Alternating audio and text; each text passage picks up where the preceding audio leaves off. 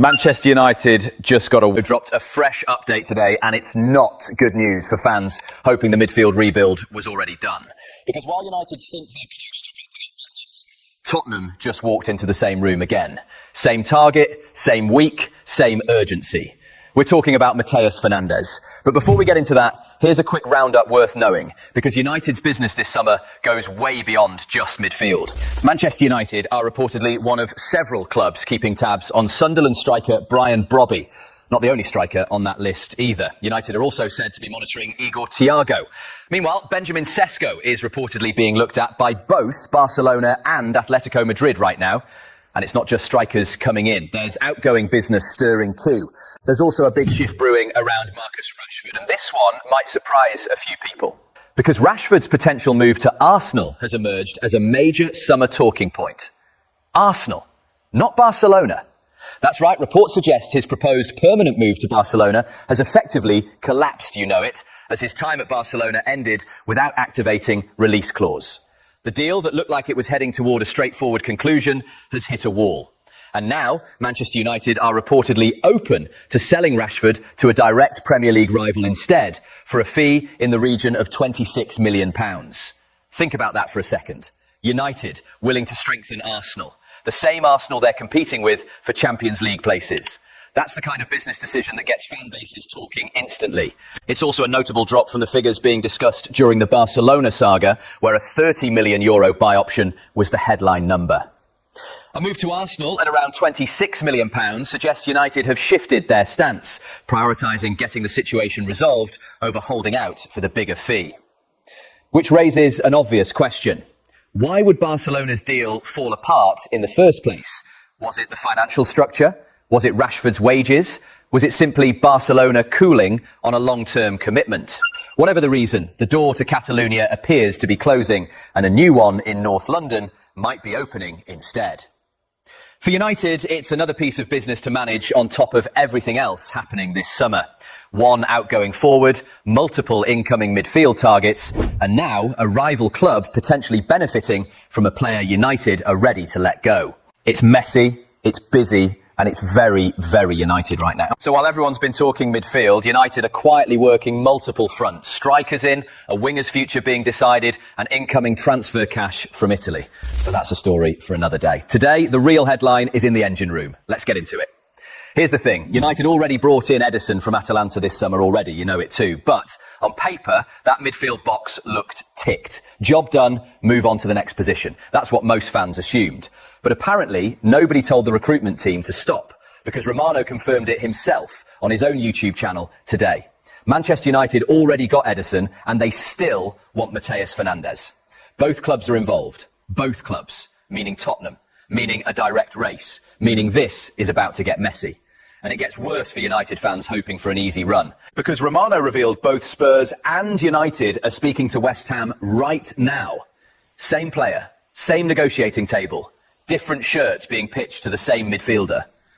Tottenham, by all accounts, are pushing hard, trying to move fast, trying to close this before United can even blink. And that makes sense, doesn't it? Spurs need midfield reinforcement just as badly. They're not going to sit back and let United dictate the pace of this one. But here's the twist. United haven't backed down, not even close. Romano was clear. United remain firmly in the picture. This isn't a club watching from the sidelines hoping things fall through for Tottenham. This is a club still actively fighting for it.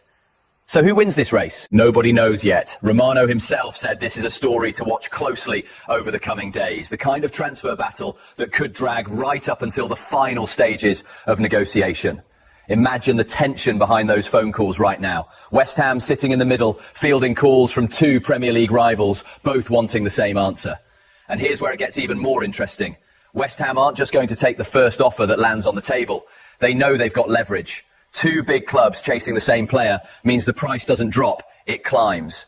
So if you're a United fan hoping this gets wrapped up quickly and quietly, that might not be how this plays out. And here's something that makes this race even tighter. Reports suggest Tottenham aren't just chasing Fernandes in isolation, they're also working a separate deal for Newcastle's Sandro Tonali. So this isn't just a two-team race for one player anymore. It's two clubs building entire midfield strategies that keep overlapping with each other.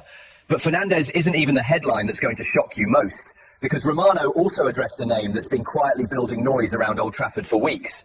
Aurelien Tchouameni. Yes, that Tchouameni, Real Madrid's midfield enforcer, the player United fans have been dreaming about since his Monaco days. The kind of name that gets a transfer thread trending the second it's mentioned. And according to Romano, the interest is real. United see him as a fantastic midfielder. Genuine admiration, not just transfer market noise or fan wish list talk. But before anyone gets excited, here comes the cold water. Two massive obstacles standing in the way, and they're not small ones.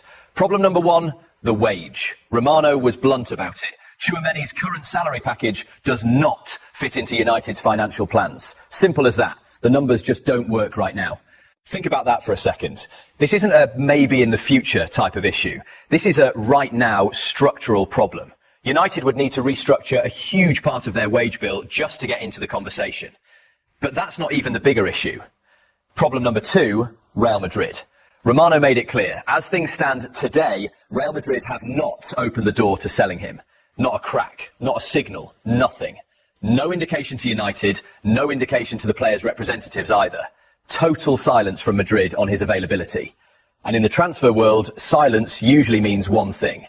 It's not happening anytime soon. Interestingly though, there's another name from that same Real Madrid midfield being floated alongside Tchouameni, Eduardo Camavinga. Reports suggest United's ownership group have made informal contact regarding his situation too, with his market value reportedly dropping significantly over the past couple of years. But just like Tchouameni, that's a name in the watch this space category, not anything close to advanced talks. So what does all of that actually mean for United? It means they love both players. It means they'd move instantly if either situation changed. But right now, there's no green light on either front, no active talks, just admiration sitting in a drawer, waiting for circumstances to shift.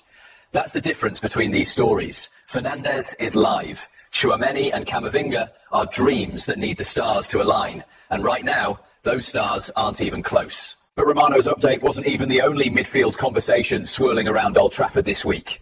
Because there's a third name in the mix, one that's been getting quietly compared to Fernandes by outlets close to the club. Alex Scott, Bournemouth's rising midfielder, priced at around